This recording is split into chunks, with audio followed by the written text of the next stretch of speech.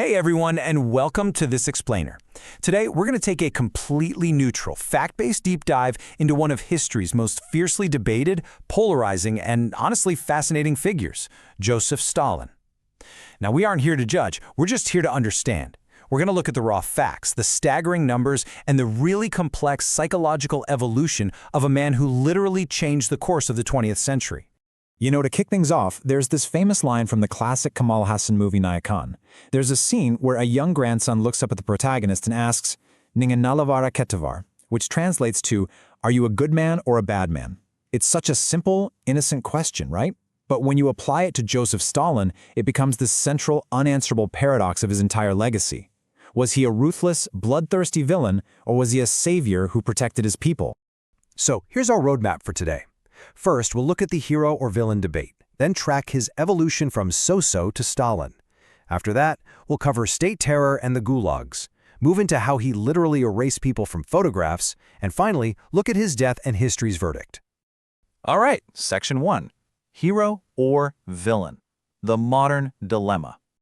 Okay, let's dive into this. Picture this. Recently, in Odessa, Ukraine, researchers made a chilling discovery at a former secret police base.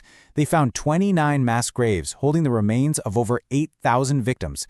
These were people executed by Stalin's secret police between 1937 and 1939. And it's discoveries exactly like this that constantly spark fresh, heated debates all over the globe. I mean, even in places like Kerala, India, fierce political arguments have erupted recently over whether portraits of Stalin still belong on the walls of modern political offices. And man, this just perfectly captures the historical split. On one side, the Western perspective generally views him as a bloodthirsty, genocidal tyrant, a dictator who ruthlessly executed thousands of his own citizens. But on the exact opposite side, many communist supporters and historical defenders actually revere him as a Soviet savior. They point to the undeniable fact that during the absolute freezing, bitter winters of World War II, it was Stalin who held his ground. He led the Red Army to completely crush Hitler's forces and essentially saved his nation. Moving on to Section 2. From so-so to Stalin, the psychological evolution. So he actually wasn't born Stalin. He was born Yosef Vissarionovich Jugashvili back in 1879 in rural Georgia, and his family affectionately called him So-So. By 1893, he's sent off to a religious seminary, but jump to 1902 and he's completely transformed into a radical union leader organizing strikes. At this point, he's going by the revolutionary nickname Koba, which was actually inspired by a fictional outlaw hero. And finally, in 1912, he adopts the name Stalin, which directly translates to man of steel. And as you'll see, with every new name, he entered a much darker, much more hardened phase of his life. Now you might be wondering, what actually forged this man of steel? Well, the historical sources point to a deeply traumatic childhood. Young So-So endured regular, severe beatings from a fiercely alcoholic father. Historians note this basically calcified his empathy and bred this profound, lifelong resentment toward authority.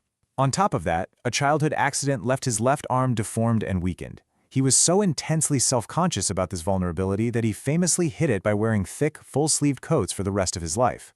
After getting expelled from his seminary for secretly reading Karl Marx, he just fully embraced the revolutionary underground. I mean, he was even orchestrating massive, deadly bank robberies in places like Tiflis just to raise funds for Vladimir Lenin's Bolshevik movement.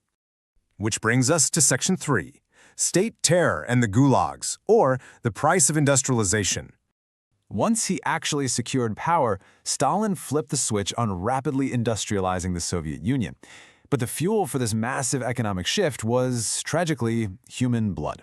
The state established what became known as the Gulag, this brutal, sprawling network of forced labor camps. The dual purpose of this system was terrifyingly efficient. First, to completely crush any political dissent by locking up anyone who spoke against the regime. And second, to use those exact prisoners as free, expendable slave labor. They were forced to mine raw materials and build infrastructure out in the freezing wilderness. Now, what's really important to grasp here is the sheer objective scale of this devastation. Under Stalin's rule, an estimated 20 million people were sent to these gulags. Let that sink in.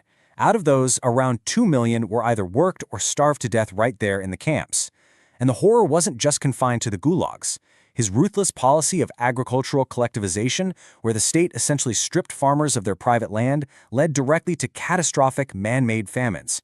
The Holodomor famine alone in Ukraine resulted in an estimated 10 million starvation deaths.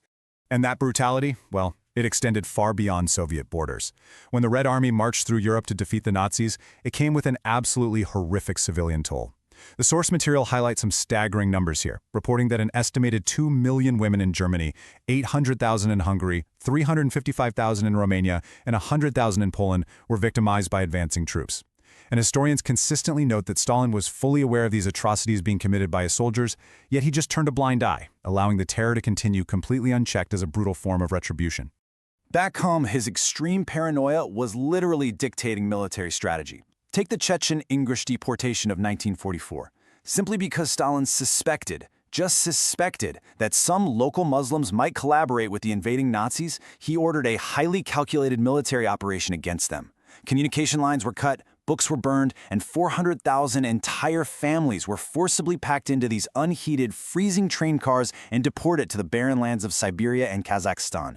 The conditions were so horrific that an estimated half of the deported population died from typhus, cold, and starvation before they ever had a chance to return.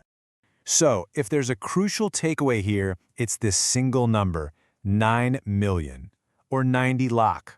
While historians definitely still debate the exact specifics of who pulled a which trigger, the sources estimate that a staggering 90 lakh innocent civilians lost their lives as a direct result of his policies, whether we're talking about the great political purges, orchestrated massacres like Cotton, the Gulag system itself, or forced starvation.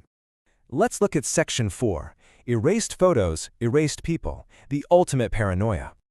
You see, Stalin was an absolute master of propaganda, running what we could basically call the ultimate paranoia playbook. And his process was incredibly methodical.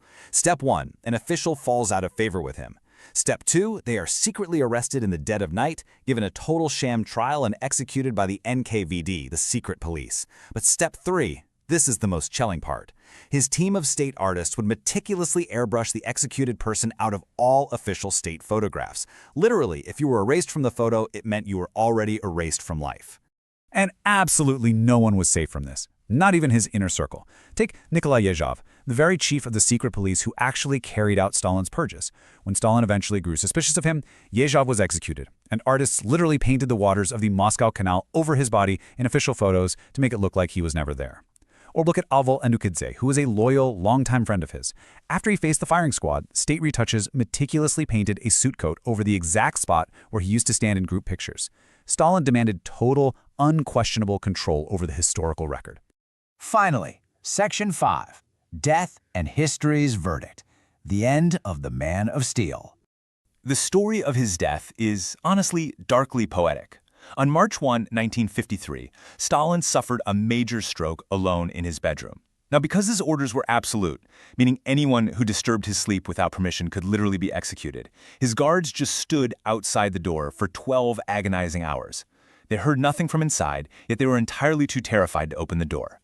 When they finally summoned the courage to go in, they found the absolute ruler of the Soviet Union paralyzed on the floor, soaked in his own urine. It was way too late for any medical intervention, and he was pronounced dead a few days later on March 5th. His own weapon of terror had literally sealed his fate. But you know, the shadow he cast definitely didn't just disappear with his final breath. As the Russian poet Yevgeny Yevtushenko famously wrote, "I appeal to the government to double, to triple the guard at this tomb, so that Stalin does not rise." I think this quote perfectly illustrates the deep, lingering trauma and generational fear that outlived the dictator. People were quite literally terrified that the nightmare might somehow return. So ultimately, we're left with this massive, irresolvable contradiction. On one hand, he was the architect of industry. He took a vastly underdeveloped peasant society and ruthlessly hammered it into an industrial superpower, one that was capable of defending the world against the horrific march of Nazi Germany. But on the other hand, he was the architect of terror. He achieved that progress at the absolute loss of intellectual freedom, crushing any dissenting voices and directly causing the deaths of millions of his own citizens.